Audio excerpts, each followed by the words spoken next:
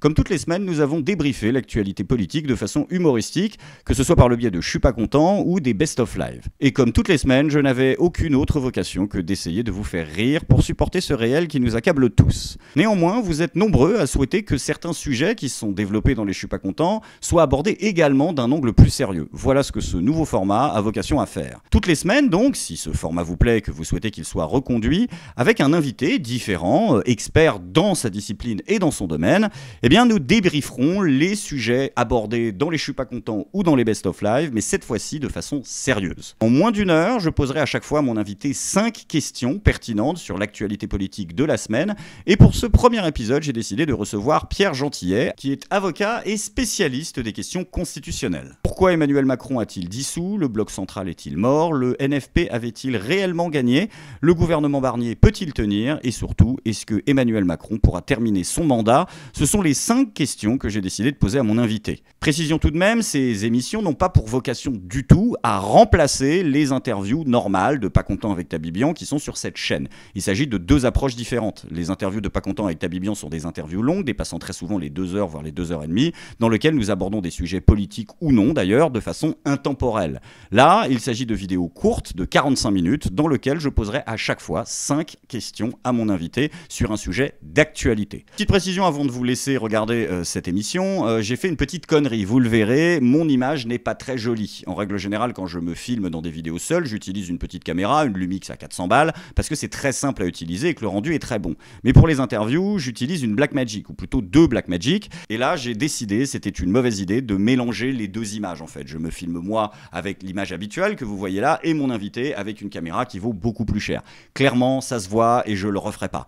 Néanmoins, vous le verrez, c'est pas très dérangeant puisque je n'apparais même pas 5% du temps à l'image. Le but étant de permettre à mon invité de façon simple de répondre à des questions plutôt complexe. N'hésitez pas dans les commentaires à me dire ce que vous souhaiteriez voir améliorer dans ce format, qui n'en est encore une fois qu'à sa première, mais c'est un format assez simple à réaliser. Je tournerai d'ailleurs, là, dans les prochains jours, un nouvel épisode, cette fois-ci avec Georges Kuzmanovic, où nous traiterons du futur gouvernement qui, à l'heure actuelle, n'est pas encore nommé. Bon épisode à tous, n'hésitez pas dans les commentaires à me faire vos retours, et je vous dis à très vite. Ciao!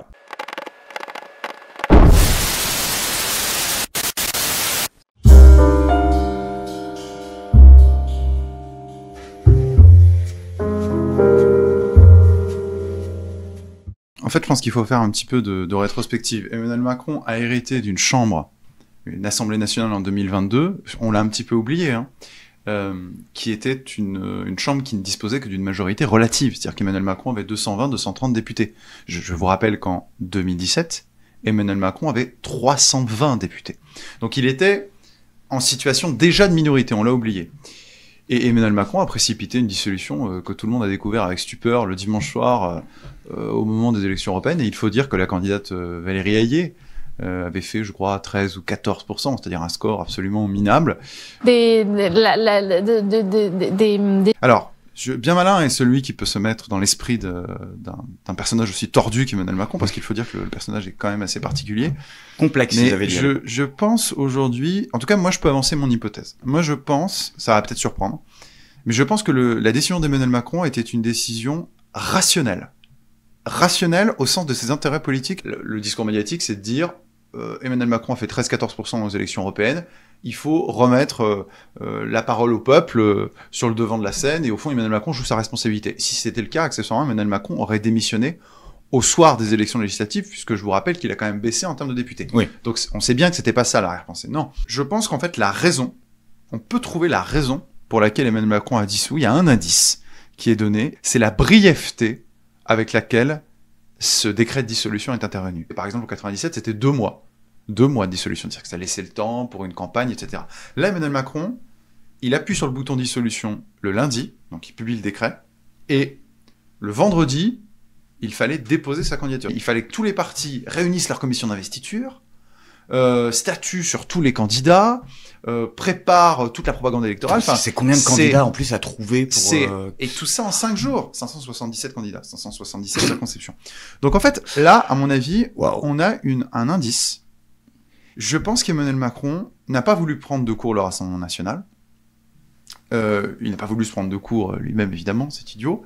Je pense que c'est la gauche. Je pense qu'Emmanuel Macron ne s'imaginait pas que la gauche puissent s'unir aussi vite. Le dimanche soir, il y a les élections européennes, la gauche est divisée. Les écologistes, les socialistes et la France insoumise se sont tous tapés dessus. Glucksmann, le social traître, Mélenchon, le bruit, la fureur, l'antisémite, enfin tout ce que vous voulez. Chacun s'est insulté copieusement. Je suis pas dans la tête d'un type aussi fou aussi tordu qu'Emmanuel Macron.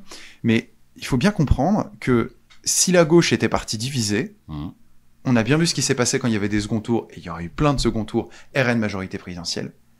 Eh bien, je pense, ça paraît fou, mais on pourrait faire une projection, je pense qu'en fait, la majorité présidentielle en serait sortie renforcée. Alors, on aurait eu sans doute plus de députés, mais étant donné les reports de gauche, mécaniquement, au second tour, toute la gauche vote pour la majorité présidentielle, et Emmanuel Macron en serait sorti renforcé. La gauche a voté, toute la gauche, à 90% pour le candidat macroniste. 90, voire 93%. Elle vient d'où ta stat? C'est IFOP qui a sorti des chiffres. Après, vous pouvez trouver ça sur le site de l'IFOP. Donc, si vous voulez, ce sont des reports de voix considérables. Alors, ça varie en fonction des profils, mais c'est ça, c'est entre 80 et 93%. Et il y a à peine 2-3% des électeurs de gauche qui ont voté pour le Rassemblement national. En 2022, il ne s'est pas du tout passé la même chose. J'avais compté, il y avait 88 députés RN. Sur les 88 députés RN, 51 avaient été élus dans des duels face à la République en marche. Donc on avait eu des reports de gauche sur des candidats RN. Ça ne s'est pas passé, pourquoi? C'est intéressant, ça. Il y a beaucoup plus de reports. Voilà. Aujourd'hui, à ces élections-là. Alors ça, je vais y venir, parce que tout le monde pensait que le RN allait gagner, alors qu'en 2022, le RN est arrivé un peu par surprise. Je pense que son calcul, il était là. Son erreur de calcul, ça a été de croire que la gauche partirait divisée.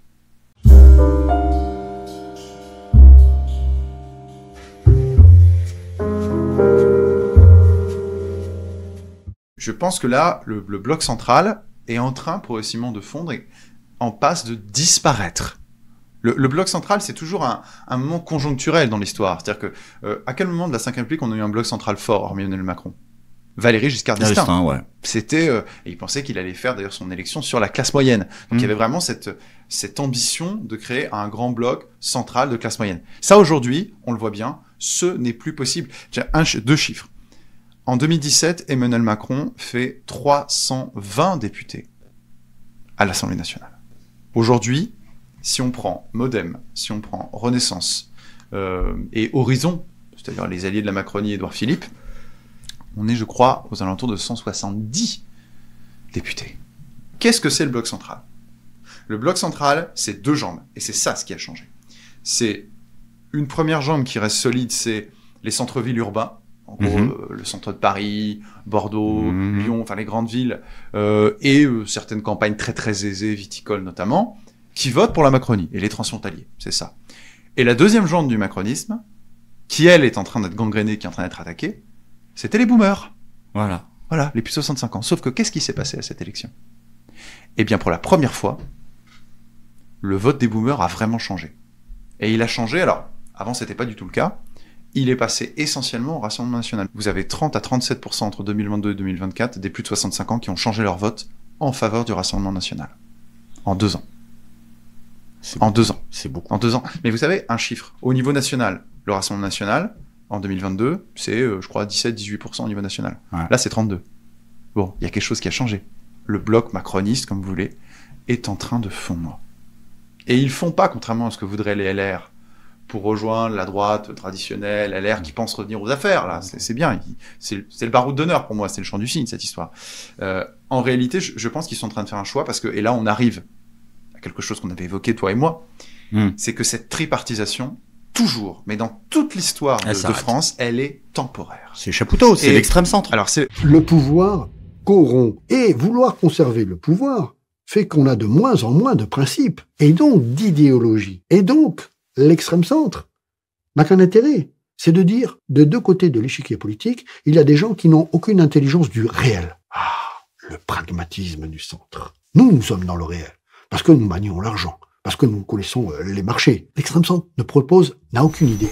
À l'heure actuelle, le pouvoir exécutif réagit comme sous le directoire. Les élections ne lui conviennent pas. Que se passe-t-il sous le directoire? Eh bien, on casse les élections.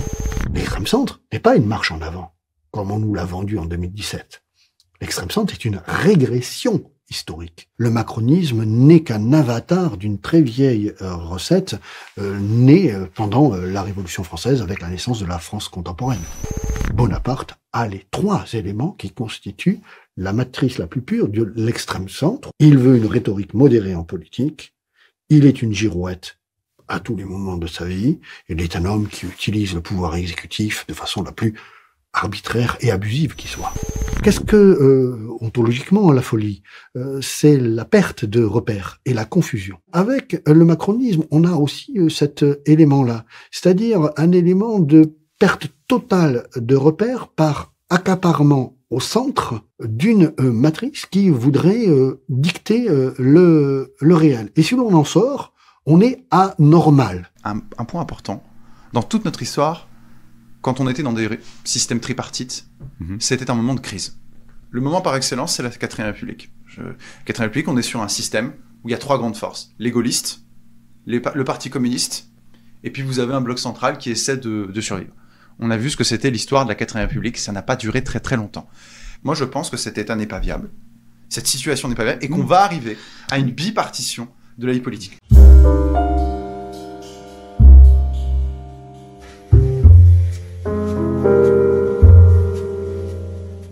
Est-ce que, en fait, le NFP a gagné ou pas?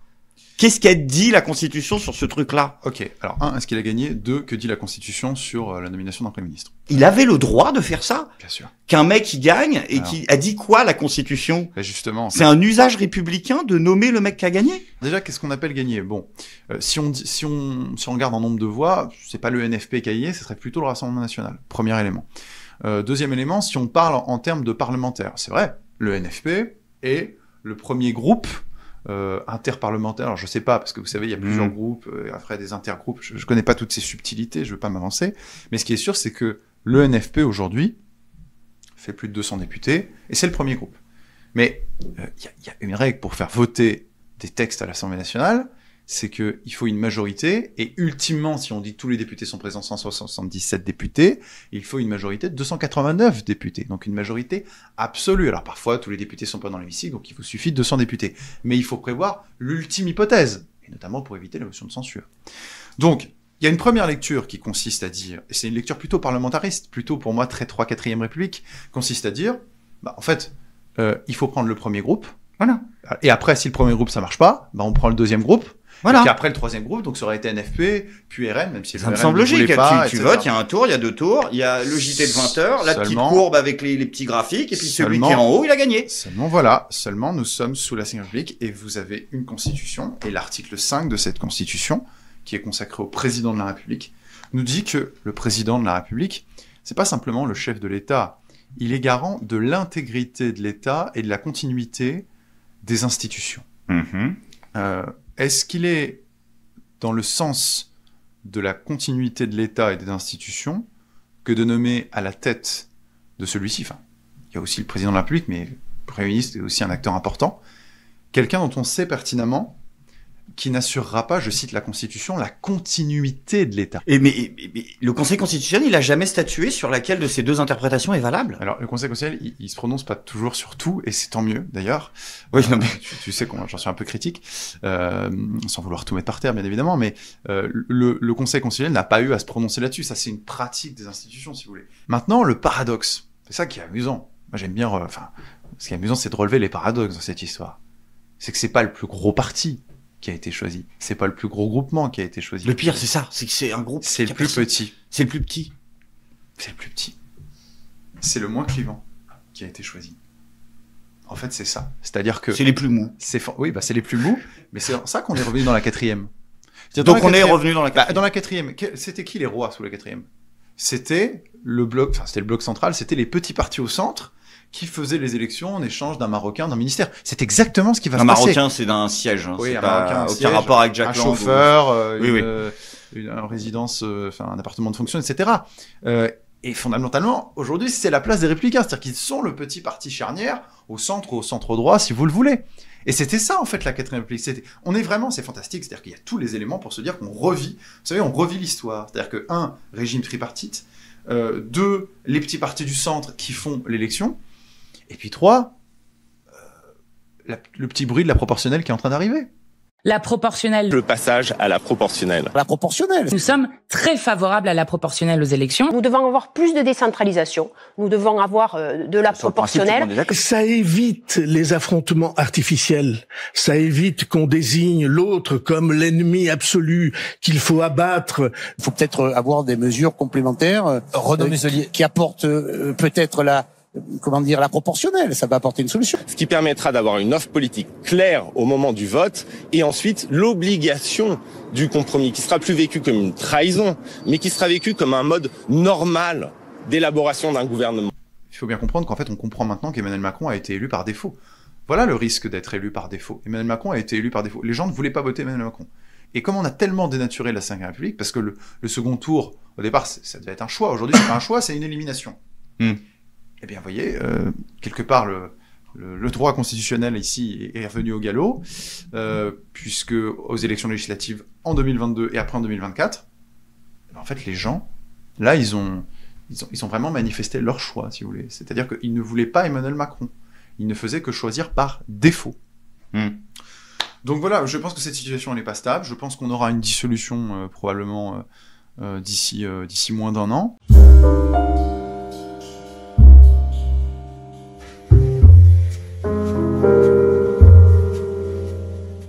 Moi, je pense qu'il y a trois grands moments clés là dans l'année qui va venir. Qu'il va falloir passer. Le premier moment, là, Michel Barnier compose son gouvernement. Ouais. Il va dévoiler son casting. Il y a fort à parier qu'il y ait des Républicains. Encore une fois, on prend le choix des moins clivants, hein, pas les plus représentatifs. C'est ça qui est amusant. Ah non, surtout s'ils nous mettent Pécresse. Voilà. Pourquoi ? Parce que le but, c'est d'éviter la motion de censure. Ok. Alors, qu'est-ce que c'est la motion de censure ? Article 49-50 de la Constitution. La motion de censure, c'est un texte qui doit être adopté à la majorité sèche, c'est-à-dire 289 députés, vraiment 289, hein, pas juste la moitié des présents, à l'Assemblée nationale. Et quand une motion de censure est adoptée, il faut bien comprendre, c'est l'article 50 de la Constitution, c'est pas un choix pour le gouvernement, c'est une obligation de démissionner.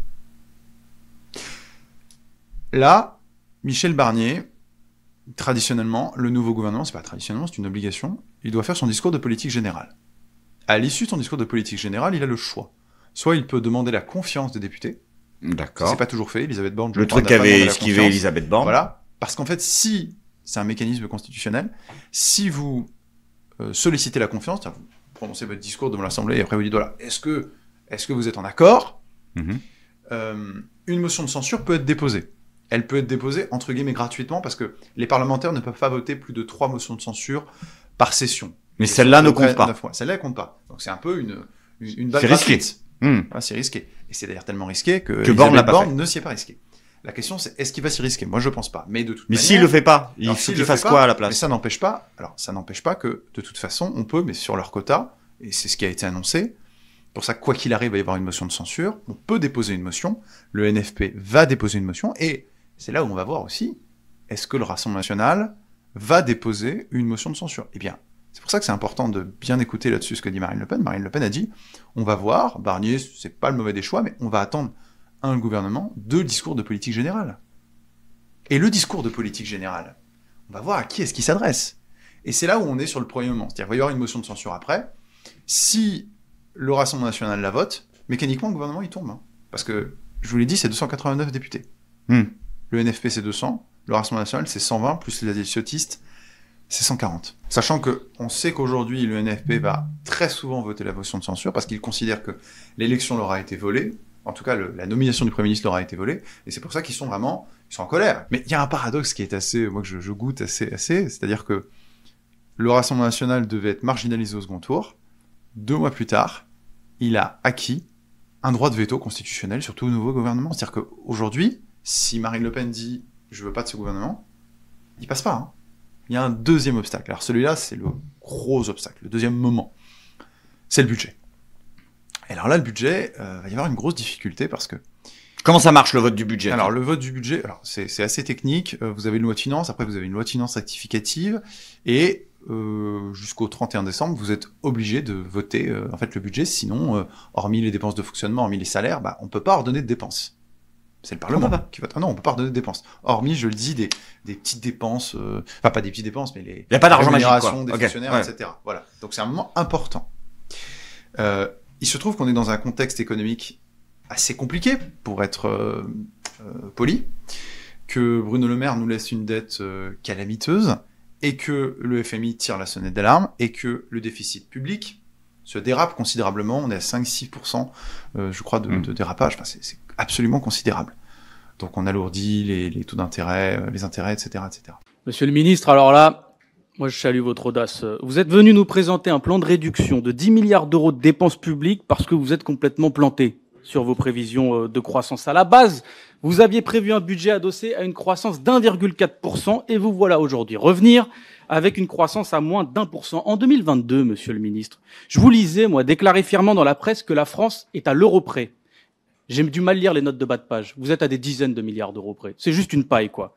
Alors, c'est pas comme si quelques institutions vous avaient pas prévenu. Il y a eu l'OFCE, le FMI, le président de la Commission des Finances, la Banque de France, le président du Conseil des Finances publiques. Bref, tout le monde vous l'a dit, mais vous, Bruno Le Maire, vous êtes levé un matin, vous avez mouillé votre doigt, vous l'avez tendu dans l'air pour sentir le vent, et vous avez déclaré, fin septembre à l'Assemblée, je vous cite, que la croissance, elle est là, allez, 1,4%. Sur l'autoroute du sérieux budgétaire, vous êtes parti en roue arrière, monsieur le ministre, et vous voilà écrabouillé contre un platane.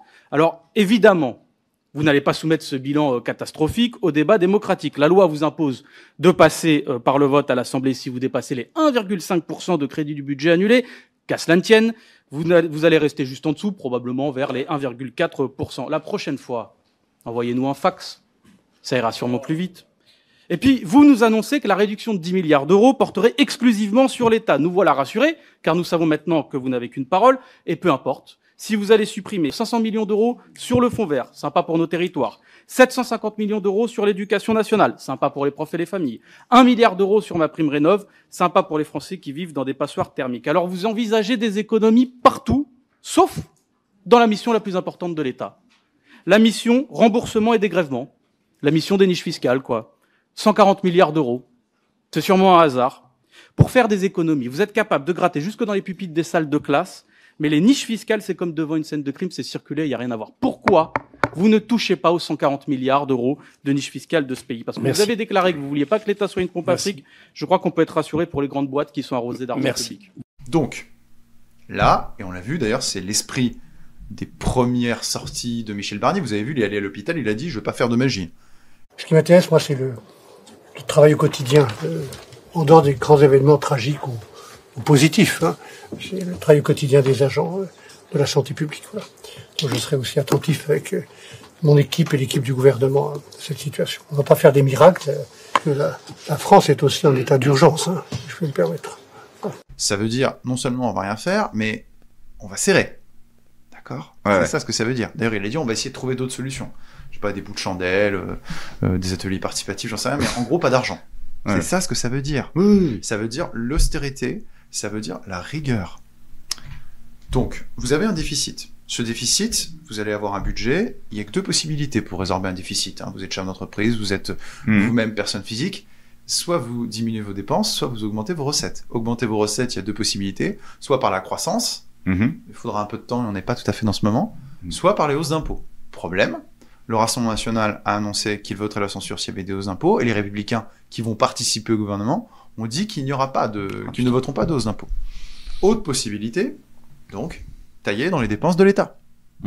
Et là, la principale dépense de l'État, c'est les retraites. C'est compliqué. Parce que là, si on tape dans les retraites, là, pour le coup, Emmanuel Macron et même Michel Barnier, parce que c'est le même électorat, se fait ses poucous. Oui. Concrètement. Enfin, c'est leur électorat. Il suffit de voir dans les même s'il est érodé, ça reste leur électorat. Non, mais ça reste leur électorat. C'est objectif. Donc, il y a quoi? Il va y avoir les services publics. Il va y avoir les prestations sociales. Et puis, il va y avoir aussi certaines prestations réservées aux étrangers. Moi, je pense que la clé de tout ça, et là, on va voir comment ça va réagir dans la Macronie, ça va être de s'attaquer aux prestations sociales qui sont assises sur une base migratoire. Par exemple, l'AME, par exemple, la réservation de prestations sociales aux étrangers. Et là, on pourrait revoir et ce qui va lui permettre la loi immigration, revenir sur le devant de la scène. Et là, le Rassemblement national sera d'accord. Et il y aura maintenant une troisième étape, si j'ose dire, un troisième moment. Le président de la République a dissous l'Assemblée nationale. Cette dissolution est enferrée par l'article 12, et l'article 12 nous dit que il ne peut être procédé à aucune dissolution dans le délai d'un an. Stricto sensu, c'est ce que dit la Constitution. Dans un an, il a le droit. Voilà. Étant donné l'état d'instabilité dans lequel nous sommes, étant donné qu'il y a de fortes chances pour que le gouvernement puisse être renversé à l'occasion de loi de finances ou même en dehors, on peut déposer une motion de censure en dehors, on ne sait jamais, Emmanuel Macron peut tout à fait précipiter une dissolution en juin.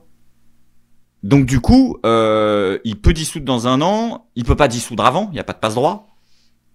C'est compliqué. Attends, parce que il y a un parti qui gagne. Il faut qu'il soit élu. Non, parce que c'est compliqué.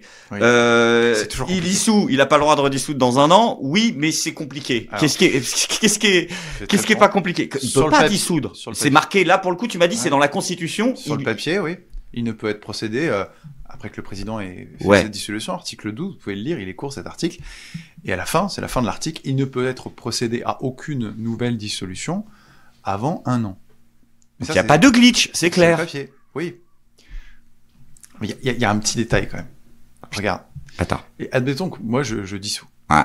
Ok. Je dissous avant le délai d'un an. Donc je suis Emmanuel Macron, je dissous demain. Bah non. Ah oui. Ok. Je le fais quand même. Je publie le décret de dissolution. Qu'est-ce que tu fais? On en revient à Carl Schmitt. T'as vu? Non, mais le c'est pas une histoire de Carl Schmitt. Non, mais si, le Conseil constitutionnel, il dit non. Non. Qu'est-ce qui se passe? Bah, il y a le Conseil constitutionnel qui te dit, je m'auto-saisis. Non, il s'auto-saisit pas. Il va être sans doute saisi parce qu'il y aura un recours. Voilà, Mélenchon qui dit bonjour, il faudrait s'occuper de ça. Il y va, il dit bah dans le papier il y a marqué non, donc c'est long. Là, c'est pas ce qui s'est passé. Il y a eu il y a plusieurs décisions du Conseil constitutionnel là-dessus. Il y en a une dernière d'ailleurs lors de la précédente dissolution. Vous avez un recours qui a été posé contre ce décret parce que pour une raison particulière, parce qu'en fait le décret était justement il était trop précipité. C'est-à-dire qu'Emmanuel Macron, oui, c'était 2 mois, c'était trop précipité. Là, c'était un mois. Là, il fallait.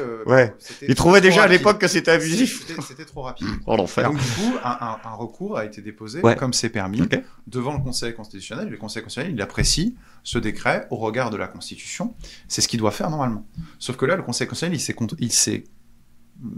il a fait en fait, il a botté en touche, mais il l'avait déjà fait auparavant, en indiquant que il n'est pas compétent. Et c'est ça le sujet. C'est pas seulement le fait qu'il y ait une illégalité, c'est qui est compétent pour relever de cette illégalité. Le Conseil constitutionnel a considéré que c'est un pouvoir propre du président de la République de dissoudre et qu'il n'y avait pas de compétence du Conseil constitutionnel pour apprécier de la conformité à la Constitution. Mais c'est une blague. Si, c'est exactement ce qui s'est passé. Mais vous savez, en fait, il s'est passé... C'est-à-dire qu'attends, il y a une Constitution qui écrit un truc avec des règles, et l'organe qui est chargé de vérifier qu'elles sont appliquées n'est pas compétent. Non. Donc en fait, il y a un truc, t'as pas le droit de le faire, mais il n'y a pas d'organe. Il n'est pas compétent pour tout. Regarde. Il est compétent pour quoi? Regarde ce qui s'est Covid, passé. il est pas compétent. Élection, il est pas compétent. Non, il est pas obligé d'être compétent pour tout. Regarde en 1962. Ah bah oui, il est pas obligé. En fait, c'est exactement la même chose. On en avait parlé toi et moi. Attends. s'est passé en 62. Ouais. Regarde, en 1962, il s'est passé quoi?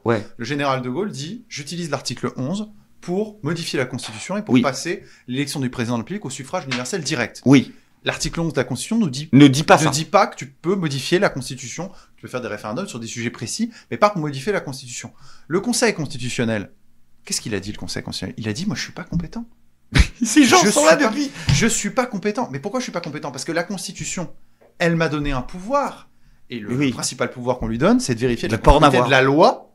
De la loi. À la Constitution. Pas des actions. Et de manière exceptionnelle, effectivement, pour les décrets de convocation, etc. Mais souvent, c'est sur des questions de forme. C'est ce que le Conseil constitutionnel avait dit, si le Conseil constitutionnel s'était substitué au président de la République, s'il avait contrôlé, là je parle en 62, mais c'est pareil, là pour aujourd'hui, le décret de convocation au référendum, comme ici le décret de dissolution, il prenait la place du président de la République. Parce qu'il y a une autre lecture, et c'est là j'y arrive, de l'article 12 de la Constitution, qui prévoit effectivement, il ne peut être procédé à aucune nouvelle dissolution.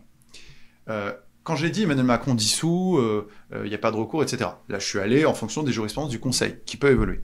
Mais en fait, en réalité, il faut bien comprendre une chose. De quel président de la République parlons-nous? C'est-à-dire, admettons demain, un autre Emmanuel Macron démissionne, peu importe, et un nouveau président de la République arrive.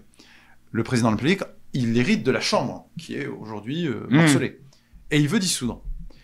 En principe, tu lis l'article 12, tu dis ce n'est pas possible. Mais le président de la République peut dire, mais attendez, moi j'ai ma lecture de cet article, c'est que je ne suis pas lié par la décision de mon prédécesseur. que le délai d'1 an, il commence à courir à partir du jour 1 de mon élection à la présidence de la Parce République. que ça, c'est pas précisé dans le texte. Non, c'est précisé dans le texte. Et c'est la raison pour laquelle tu peux avancer cette... Et encore une fois, c'est des lectures. Hein. Ce sont des lectures et il faut voir si la jurisprudence du Conseil change. Mais même s'il n'y a pas d'émission, Macron peut très bien, là, jouer sur un vice de la Constitution pour dire je dissous avant 1 an. Pas un vice. Parce qu'il sait que le Conseil constitutionnel il ne peut, va mais pas... il le fera pas. Non, mais en fait, parce que... Non, mais alors là, c'est là où on... Mais théoriquement, il pourrait, quoi. Oui, mais alors c'est là où il y a la théorie et la pratique. C'est, admettons, Emmanuel Macron fait ça. Ouais. Je dis, ce serait beaucoup plus légitime pour un nouveau président ou une nouvelle présidente. Mais si Emmanuel Macron dissout maintenant... Voilà. Je pense qu'à mon avis, il va y avoir beaucoup plus d'opposition chez les juristes, chez les politiques, en disant vous violez la Constitution, pourquoi vous faites ça, il y a déjà eu des élections au préalable, quelle légitimité vous avez ? Quelle légitimité vous avez ? Ouais. Et là, je pense qu'à mon avis, il sait que la tempête, ça va être compliqué, et qu'il risque de se prendre, je vais rester poli, mais à mon avis, une beaucoup plus grosse déroute. Oui, électorale, mais l'élection Électorale. aura quand même lieu et on le laissera quand même. Oui, voilà, mais Parce que le Conseil c'est beaucoup. Non, mais c'est hallucinant, c'est vraiment une constitution de carrière, quoi. C'est tu vas faire quoi, en fait, la constitution 58. C'est ouais, je fais ça, c'est pas autorisé, tu vas faire quoi? C'est ça. T'es un peu positiviste, c'est-à-dire qu'il y a le texte, et encore une fois, il y a la pratique du texte, et Ouais. je le dis, il y a la légalité, il y a la légitimité.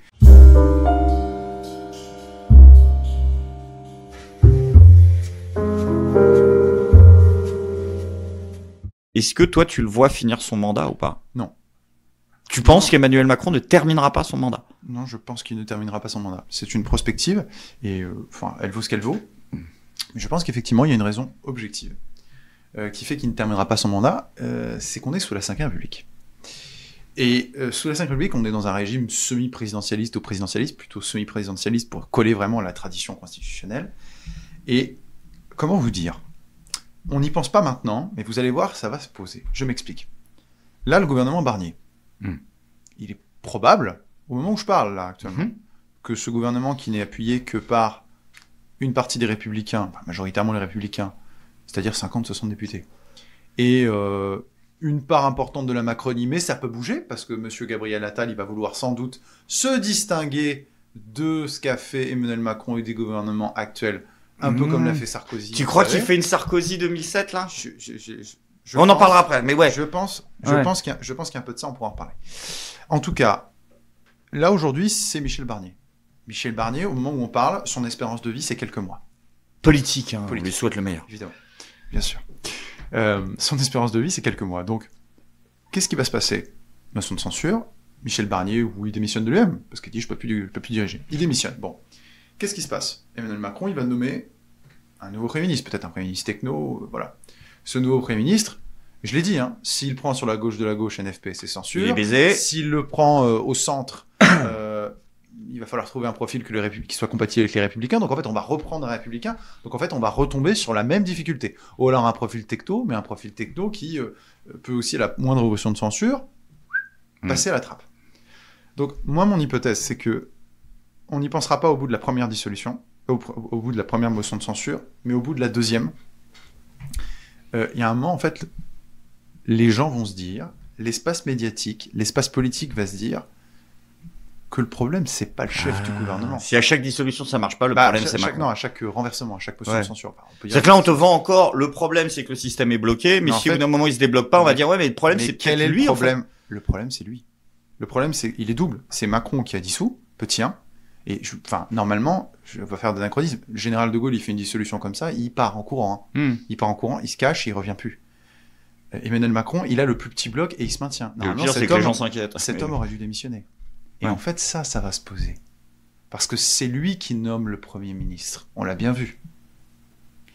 Donc, plus les gouvernements tomberont, plus la question de la démission d'Emmanuel Macron va se poser. Alors, on pourra me dire... Chaque gouvernement qui tombe, c'est Macron qui sera un pied de plus pour Emmanuel Macron dans la tombe. Alors ensuite, on va me dire, oui, mais Emmanuel Macron, c'est un autocrate, il va rester sur son siège, il va pas bouger, etc.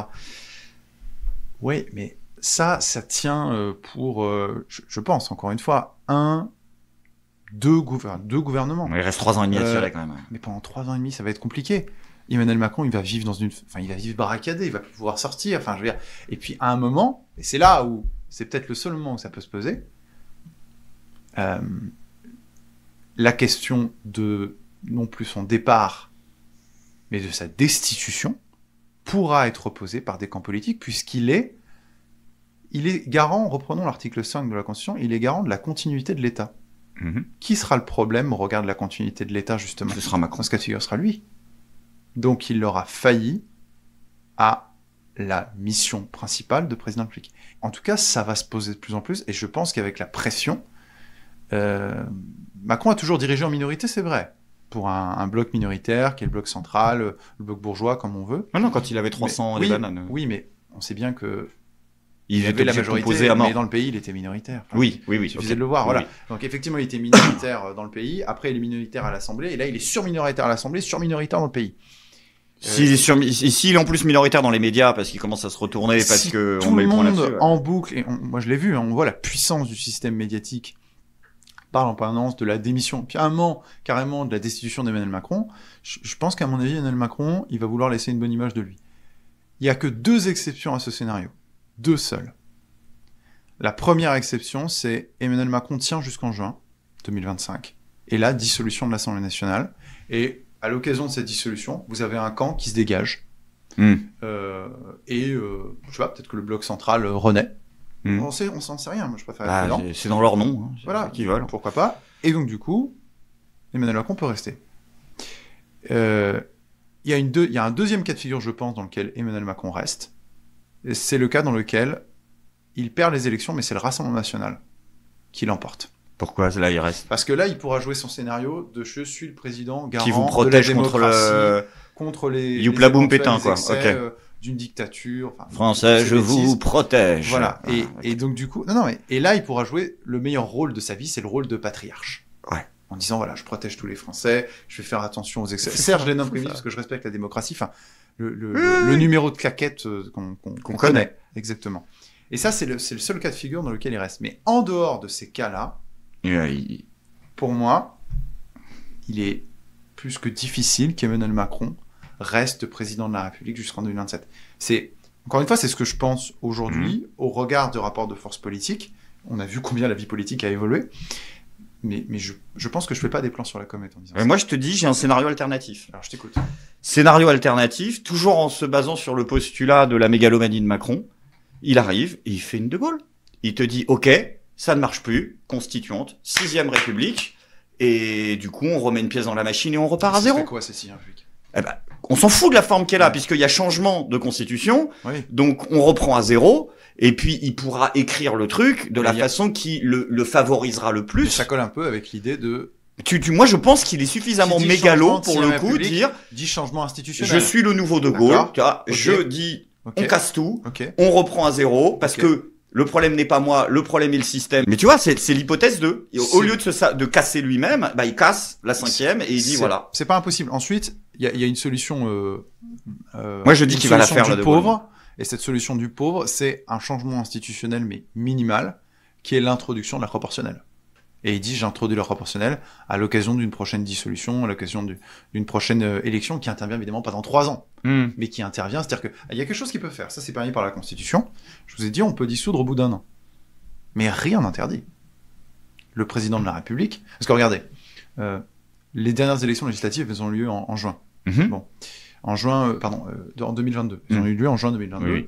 Mais tout le monde savait, tout le monde peut savoir, en 2021-20, qu'il y aurait des élections législatives à ce moment-là. Donc il y a une prévisibilité de l'élection. Rien n'empêche Emmanuel Macron de dire, aujourd'hui, je mets la proportionnelle petit 1, petit 2, je vous annonce qu'il y aura une dissolution en juin. Et s'il fait ça, il le dit. Il peut. Il spoil. Ça, il peut. Et il dit, je publierai la dissolution le 1er juin. Et ça, c'est drôlement malin, parce qu'en fait, il lance une campagne avant la campagne. Donc, admettons, je sais pas, il lance ça en février. Donc là, pour le coup, il ne fait plus une campagne de 3 jours, il nous fait une campagne de 6 mois. Combien de temps a duré la campagne des élections européennes? Elle a duré de septembre-octobre. Les principales têtes de liste étaient déclarées en septembre-octobre, jusque en juin. Emmanuel Macron peut tout à fait faire ça. Et s'il fait ça, il se retire un petit peu. Tu vois ce que je veux dire? Comme on sait qu'il va y avoir des élections, comme on sait que la donne va être changée, on se dit, bon, ça sert à rien c'est pas de renverser Macron. Alors évidemment, le gouvernement va continuer avec ses difficultés, mais Emmanuel Macron va pas démissionner. Il dit, il y a une échéance qui est annoncée, c'est celle de juin. Donc moi, jusqu'en juin, quoi qu'il arrive, je reste. Vous voyez? Alors que s'il y a 3 gouvernements qui tombent en 4 mois, et qu'on n'a pas annoncé d'élection Ah, législative il dit, en juin je prochain, vous annonce le truc, comme ça Voilà. sert à rien de virer mes gouvernements, préparez votre campagne tranquille, Voilà. nous on Ça administre, ça et peut il reste stabiliser- ça comme peut ça. stabiliser la situation et dire de toute façon, on se posera la question en juin. Ou alors le quatrième scénario dans lequel tout le monde s'attend, c'est la situation pourrie pendant des années, avec des gouvernements qui tombent, ou alors miracle. Et là, il n'y a plus que ça. Barnier dure, je sais pas, pendant 2 ans. Mais enfin, au moment où nous parlons, ça je suis pas Madame Irama, au moment où nous parlons, ce scénario est probable. On n'a jamais vu dans l'histoire de la Ve République un gouvernement qui représente 60 députés, plus hypothétiquement 150, 170 députés de la majorité. Je dis hypothétiquement parce que Gabriel Attal va peut-être essayer de se distinguer. On n'a jamais vu un gouvernement durer comme ça aussi longtemps. On a déjà 3 ans pour un gouvernement. Dans un cas de majorité absolue, c'est beaucoup. Hein. C'est beaucoup.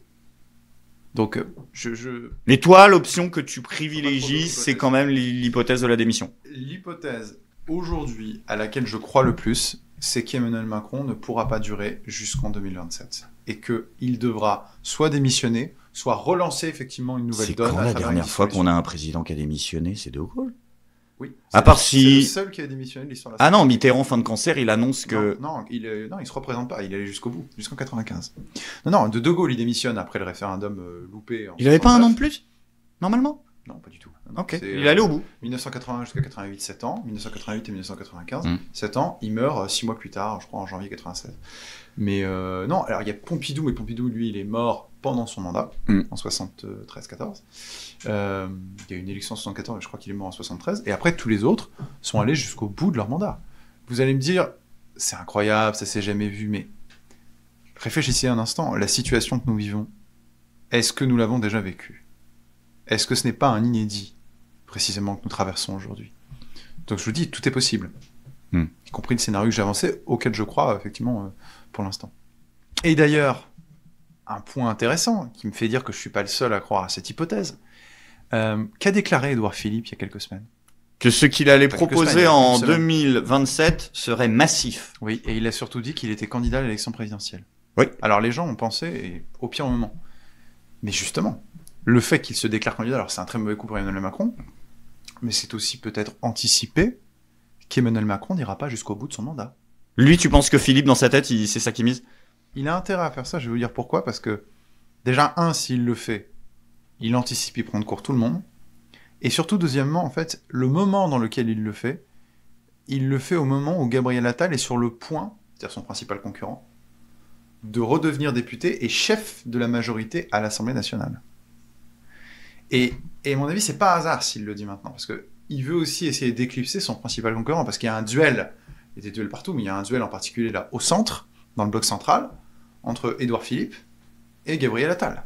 Et vous voyez bien que d'ailleurs les deux sont en train de lâcher la Macronie. Le premier coup de poignard, ça a été celui d'Édouard Philippe en se déclarant candidat, alors même que Emmanuel Macron n'a pas fait la moitié de son mandat. Oui, ce qui est une insulte. Mais Attal, pas du tout. Mais bien sûr que si, Attal. Déjà parce qu'on sait que les rapports entre Gabriel Attal et Emmanuel Macron ne sont pas bons. Ah bon? Oui.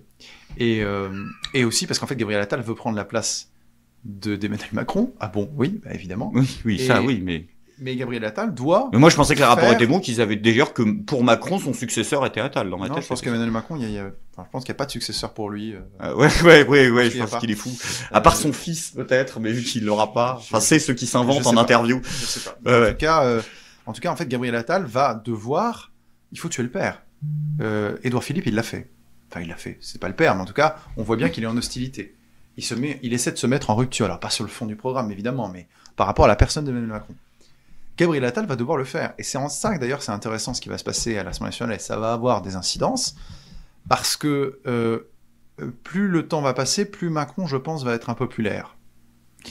Il est fort possible que Gabriel Attal ne veuille pas être entraîné dans sa chute, y compris, et ça, faut pas l'oublier, les parlementaires du groupe... des groupes Horizon, Renaissance, Macronisme, Modem à l'Assemblée nationale, dont il ne faut pas oublier une chose. Ils étaient 230, ils sont passés à 170. Celui qui les a enterrés, c'est celui qui a appuyé sur le bouton dissolution, c'était Emmanuel Macron. Celui qui les a sauvés pendant la campagne, c'est Gabriel Attal. Souvenez-vous, au lendemain de la dissolution, c'est lui qui a fait campagne. C'est lui qui a fait campagne. On l'a oublié, retrouvez les déclarations. Emmanuel Macron, il avait dit au lendemain de la dissolution, il a dit « Je vais aller sur le terrain, je vais être très présent, je vais être présent au moins 3 fois par semaine. » Tous ses conseillers, tout le monde lui a dit « Mais stop !» Parce que tu te souviens que ils retiraient Macron des tracts dans la plupart des circos. Je sais, chez moi, il n'y avait même pas Macron, il n'y avait même pas le mot Macron, ni En Marche, ni rien du tout. Il y avait juste Horizon. Mais c'est pour dire qu'en fait, celui qui les a sauvés, c'est Gabriel Attal, parce que c'est lui qui a fait tous les débats, on l'a vu. Macron, il a dit qu'il serait en avant, il n'a pas fait un débat, il est resté plutôt silencieux. Donc en fait, ils savent très bien à qui ils doivent leur réélection, à qui ils doivent, à cause de qui ça s'est mal passé, et petit 3, qui est l'avenir. Ce n'est pas Emmanuel Macron, car il ne se représentera pas. C'est donc soit Gabriel Attal, le chef de la majorité, à qui ils doivent, ou alors Édouard Philippe. Voilà. Mais donc du coup, Gabriel Attal, c'est à mon avis davantage vers lui qu'ils vont se tourner, et c'est lui qui doit se distinguer d'Emmanuel Macron. Et comment mieux se distinguer d'Emmanuel Macron que, en tout cas du gouvernement actuel, qu'en ne votant pas systématiquement tout ce que le gouvernement fait. Et là, vous voyez par exemple, hypothèse politique fiction, Emmanuel Macron, Barnier se disent on va mettre un gros coup d'accélérateur sur les questions migratoires, enfin un coup de vis, suppression de l'AME, restriction des prestations sociales. En fait, on ressort la loi immigration, voilà. Sauf qu'il n'y a pas de cavalier initiative, il n'y a pas de problème de soi-disant de forme, etc. Bah là, au nom des valeurs de la République, de l'humanisme, de je sais pas trop quoi, en fait, ils n'en pensent rien, c'est du pur calcul. Le groupe de Gabriel Attal peut dire non, on perd notre âme en faisant ça. En fait, ils perdent pas leur âme. Ils veulent juste se distinguer du gouvernement actuel. C'est aussi simple que ça. Et c'est pour ça qu'il ne votera pas forcément tout. Vous voyez, donc c'est intéressant comme quoi. Il va faire en fait comme Sarkozy a fait à Chirac. Mais c'est sûr, en 2005, on est obligé de se distinguer dans la continuité. Vous voyez, c'est ça qui est assez amusant avec la politique ici, et avec la période qu'on vit, c'est une période d'accélération de l'histoire. C'est-à-dire que, je l'ai dit, je le disais il y a quelques jours à un ami, il y a 2 semaines, on se posait la question de savoir si Laurent Wauquiez allait soutenir le gouvernement. Accessoirement, durée de vie de la crédibilité des LR, vous pouvez retrouver les archives. Le 23 août, jamais nous ne participerons à une coalition gouvernementale. Aujourd'hui, ils sont tous prêts. Ils sont tous prêts. Ils l'ont annoncé, voilà. Donc la crédibilité des LR, les lentilles du puits sont très bonnes, le plat de lentilles, ça a duré 1 mois pour qu'ils sautent dessus, et aujourd'hui, ils sont tous prêts à entrer au gouvernement, parce que, je l'ai dit, ils veulent en profiter une dernière fois. Ne croyons pas à ce système de coalition gouvernementale où on met ensemble des gens qui ne pensent pas la même chose et qui aboutissent à l'impasse dans laquelle on est aujourd'hui. A few moments later. La nomination de Michel Barnier est une excellente nouvelle. Et on s'est beaucoup engagé pour. C'est une excellente nouvelle parce que nous sommes convaincus que Michel Barnier a les qualités qui sont nécessaires pour réussir. C'est un homme de dialogue, c'est un homme d'écoute, et c'est un homme qui a de l'expérience. La décision évidemment qu'on a prise, c'est de s'engager à ses côtés, et il aura le soutien très clair de tous nos parlementaires.